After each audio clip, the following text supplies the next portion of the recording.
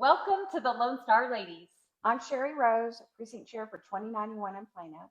Darlene Howell, Precinct Chair 2098, Carrollton. And Brandy Kennedy, Precinct Chair 2097 in Carrollton. We are a casual grassroots educational series discussing Texas Republican politics and current events with a touch of Texas flair. Each week we explore another issue that matters most to Texans. From property taxes to education reform, we cover it all with insights that matter to you. So whether you're at home, in the car, or sipping your morning coffee, join us as we navigate the complexities of our state's politics. Don't forget to subscribe and connect with us on social media. Remember, the opinions we express are our own. We hope you will like and subscribe to this podcast. Let's jump right in. Hey, I'm going to tell you all about, there's just a few events coming up. First of all, and most important, primary voting starts on February 17th and runs through the 27th. If you live in the Plano-Carrollton area, your closest location is going to be Carrollton Library or probably Timber Glen Rec Center. So it's the same place as you always go vote. Yeah. Not Parr Library. If you live in Plano-Dade County, that is That's- only for the city elections. Yes. This is a state election. Yes. Okay, so, but what we have, the other things we have coming up are Sunday, February 15th is the battle for the Texas AG Commissioner. Sid Miller and Nate Sheets will be debating. It's going to be down in Addison. Debbie Gorgados is going to be one of the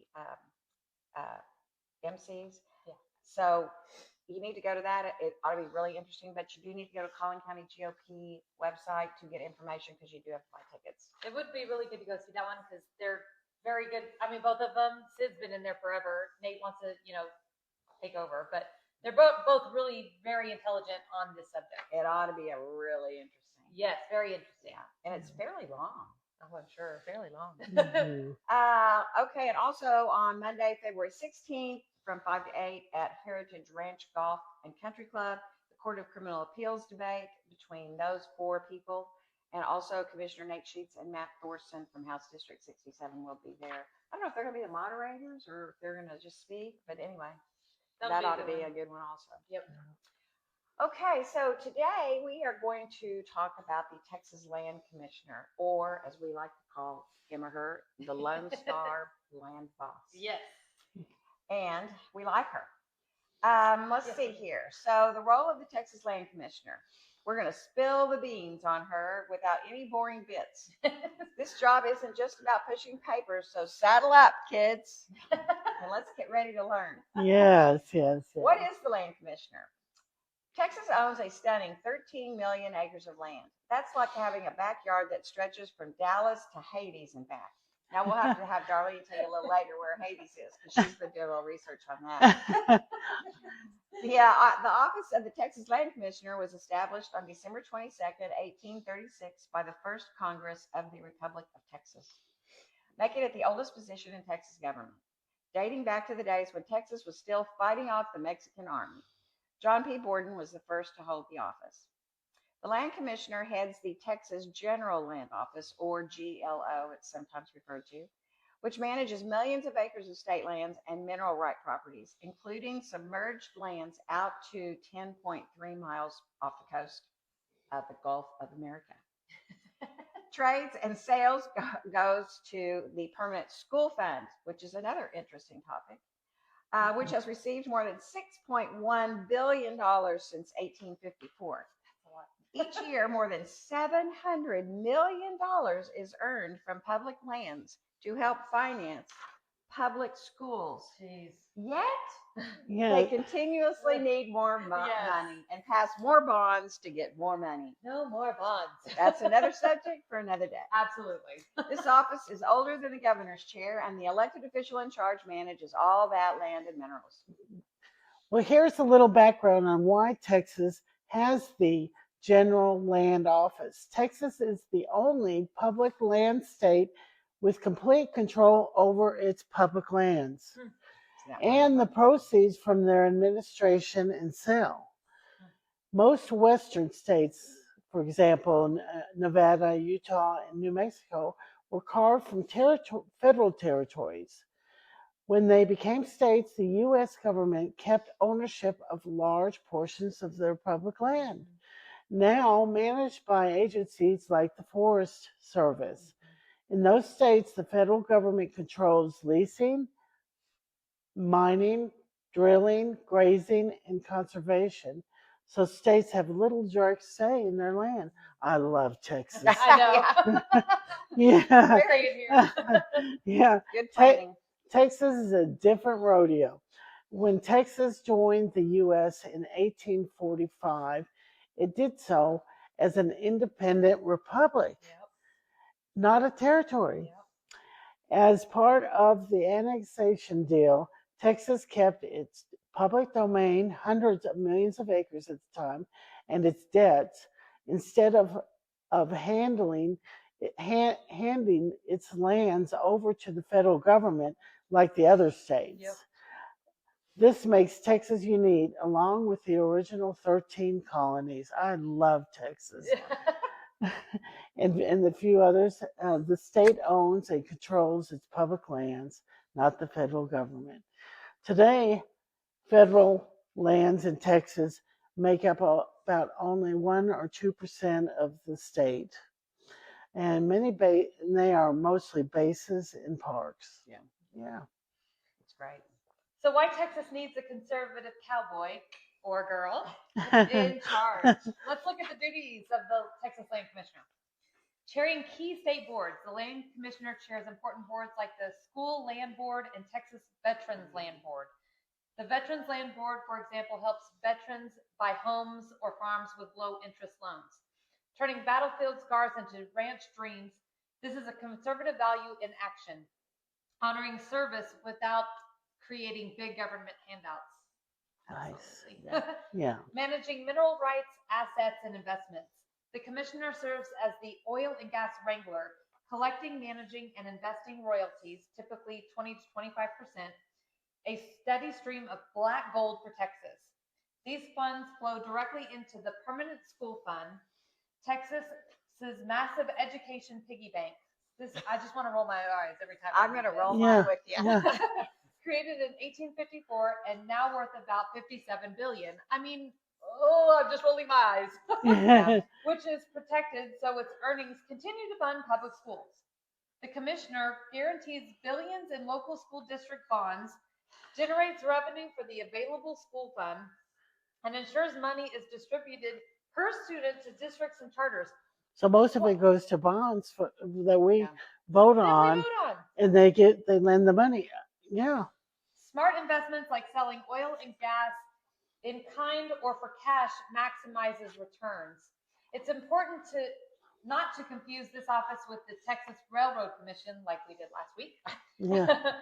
which regulates the oil and gas industry. Mhm. The Land Commission is the ranch owner collecting rent to feed Texas schools. I mean, It's crazy. I want to roll my eyes. And This it's is called ridiculous. the Permanent School School Fund. Fund. Yeah, crazy. Yeah.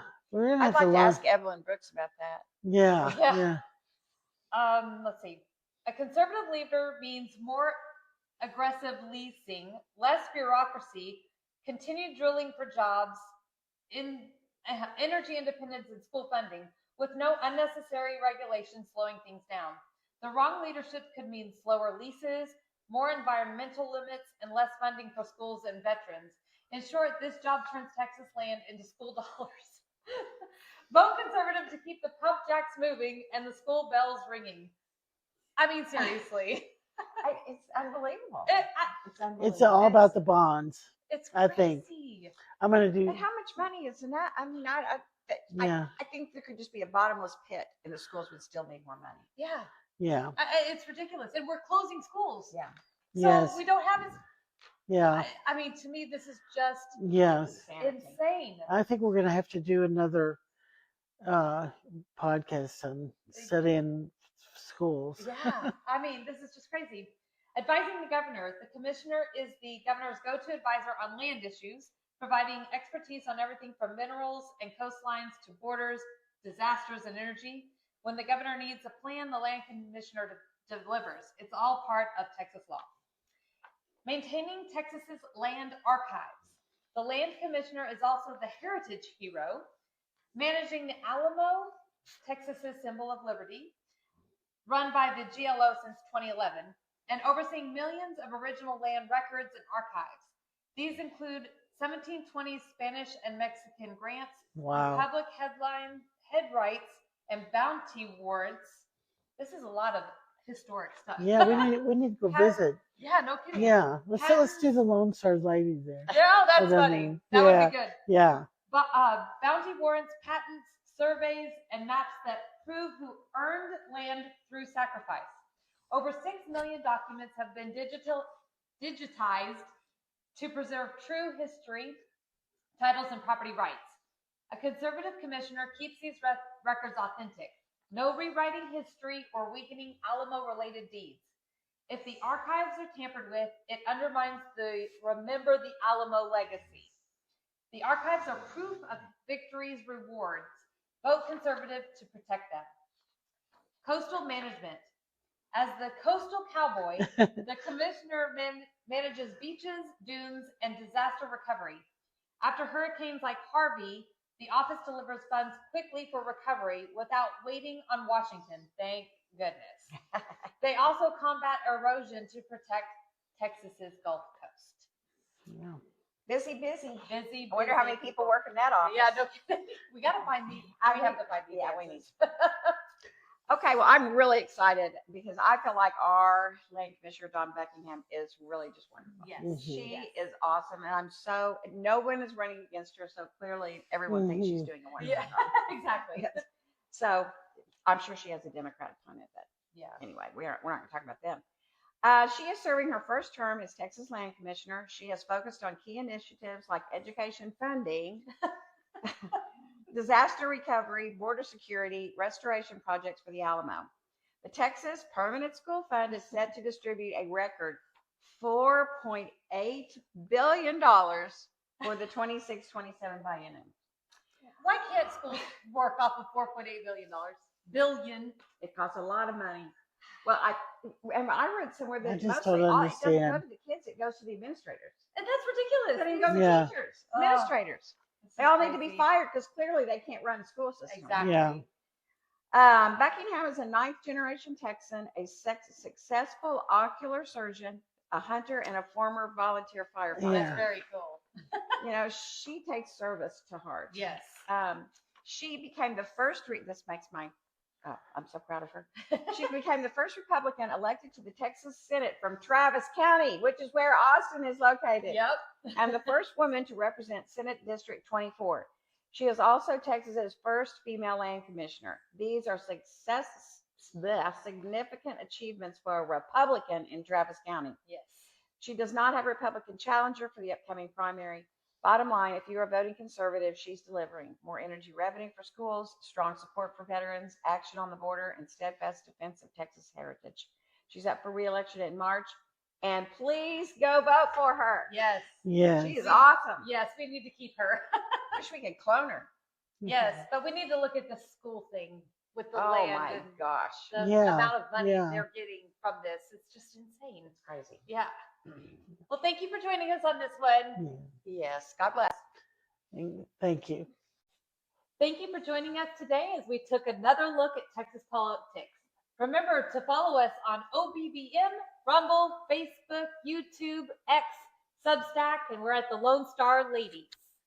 If there's anything you'd like us to discuss, or if you have questions or comments, please feel free to email us at thelonestarladies@myyahoo.com. Remember, every voice counts. Don't hesitate to connect with your local representative and let your voice be heard. We'll return next week with another topic and explore what it means for the great state of Texas. Until then, let's stay informed, engaged, and always remember the values that keeps Texas strong. As Ronald Reagan once said, freedom is never more than one generation away from extinction. Let's do our part to ensure that future generations have those same freedoms. Have a wonderful rest of your day and God bless you. And yeehaw!